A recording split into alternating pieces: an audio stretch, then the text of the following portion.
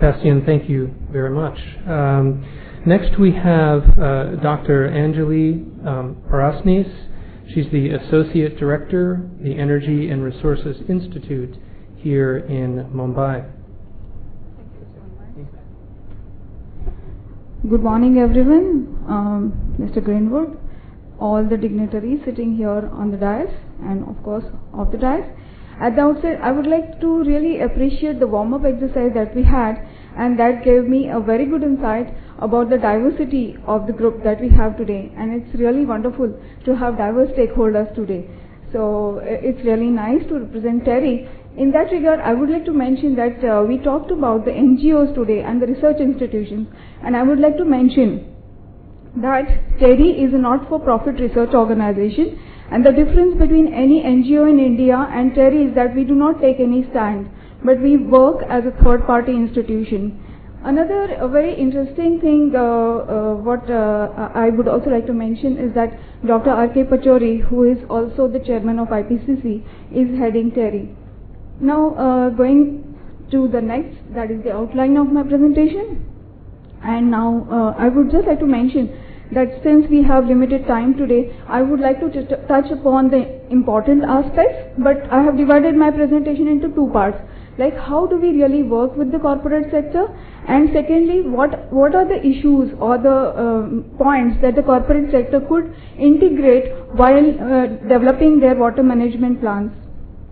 Now, as we know, and as we have heard from Mr. Mishra also, that in India we have lot of water availability. However, how do we channelize that water, and how do we actually use? There is a huge gap between the two.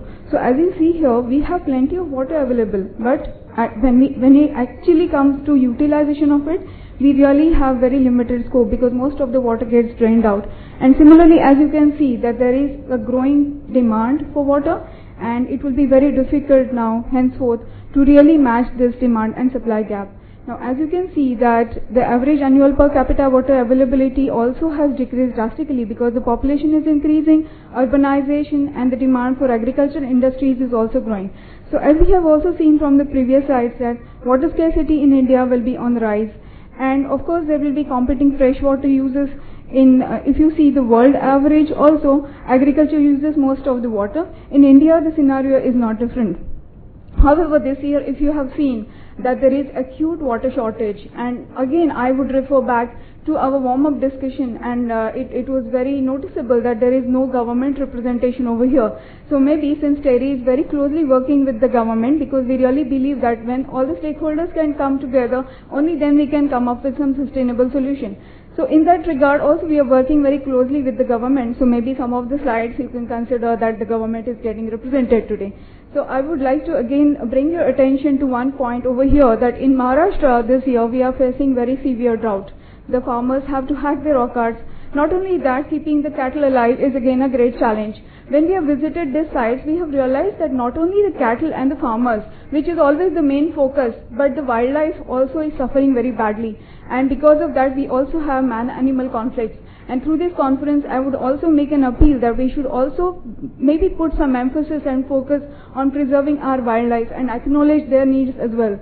Now, we know that there are compounding impacts. There have been droughts, there have been floods, and we have seen from Tikki's side that it is very important to assess our data appropriately and take maybe a larger time span to really come up with a concrete solution. Now here you can see that we have always suffered through drought as well as through floods, but the impacts would be exacerbated because of the impacts of climate change.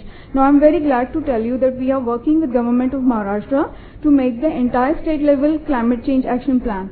And we have really assessed the entire state in terms of precipitation levels, in terms of temperature, that is mean as well as maximum. And we wish to mention here that in our prediction is that in next 20 years time there will be increased precipitation, there could be floods, and there could be also droughts. So there could be extreme events which are very likely in the case of Maharashtra. A very interesting observation here is that the minimum temperature is going to rise by 1 or 2 degrees centigrade. That means our evening and night could be warmer, and that would lead people to use more of AC, more of fan, and again that cycle continues, that we keep emitting more of carbon dioxide.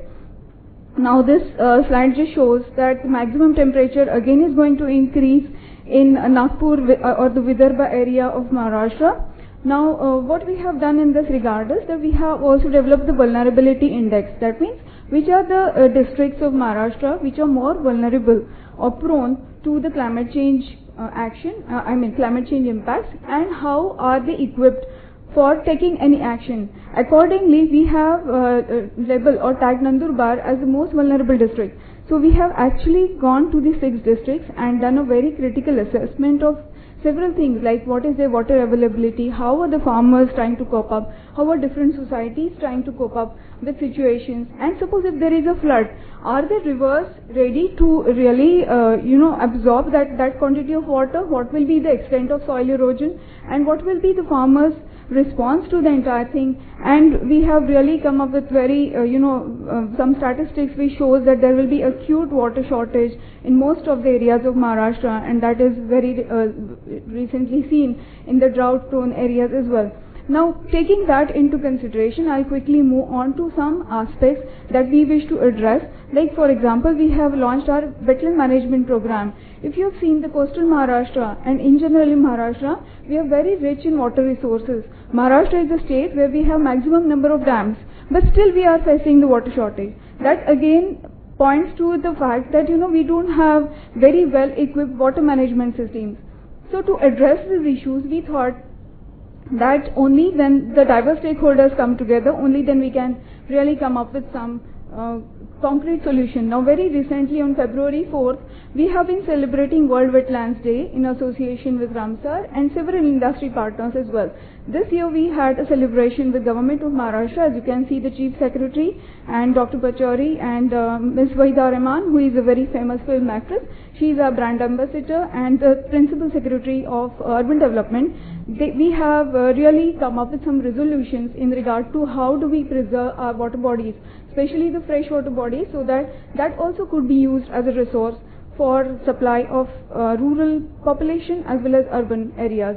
So the objectives of our program is that we work with the corporate, government as well as community level and come up with some concrete solutions. This is just one example I wish to give you. We are working with the BPCL's LPG bottling plant at Turan. They had some freshwater systems. However, they were not using that water into their day-to-day activities. So we have given them some plan so that by that in just 6 years time they can get their complete return on investment as well as there could be an annual saving. So this is just one example to show you that we are working very closely with industries and trying to give them some innovative solutions so that they can conserve on water.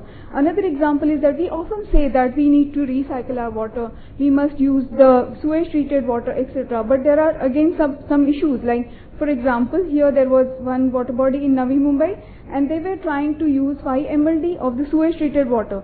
So it's very nice to say that okay, we can treat the sewage treated water, but then there could be some problems. Like in this case, when we visited the site, there was no riparian zone, it was completely concretized. So we also need to sensitize our architects and civil engineers to actually preserve the water bodies and use it effectively. So we saw that there was a lot of algal bloom, there was lack of riparian zone, no food chain established. So in effect, we established a nutrient sink and we also established the riparian zone. So sort of we try to renaturalize the process, and through that now we have brought the algal bloom under control. So like that, we also wish to provide a lot of solutions. Now working with societies again is a very important aspect of water resource management and also through preservation of water bodies. This is again one example where we have involved societies, because as you know, in India, water bodies earlier used to belong to say a societal group or to the temples or to a village authority. However, what has happened now is because of the centralized supply of water resources, nobody goes to the water reservoirs to fetch water, which was the case earlier, say just 50 years back. And so whatever is out of sight is out of mind, and we just don't care about the water bodies. And that is what we observed. However, when we effectively integrate the societies and create awareness among them, this is one example where we have very effectively managed that water body. We have also created a renewable energy park so that people get awareness about several different technologies related to renewable energy as well as water resource management. And as you can see, there is a huge impact of the entire project.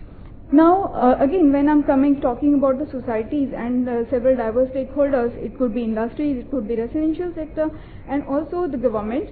Here, we are also trying to implement one project called EcoCity project, and that is again with Navi Mumbai Municipal Corporation. This is one program where we all wish to come together and work, so you are most welcome to join hands with us. Here, we wish to have implementation of green buildings, and of course the faucets etc. could be made mandatory, so we are trying to see what could be made mandatory for residential and industrial sector, and how can we have policy interventions with the government, and some incentives also maybe could be given. We also wish to have implementation of Griha on large scale, because ultimately that is a tool which will help us conserve water at the residential and industrial level. So there are several aspects through which water could be conserved, and I'm just rushing through these slides. I'm very sorry for that, but you're most welcome to visit our website or contact me anytime later. So there are several opportunities for collaborations. We feel that the models for integrating wetlands in the water management chain is very important aspect. Only that will really give us some solution for the future. Then models for financial and environmental sustainability also need to be developed. Some of it we have already done, and I have provided you the examples.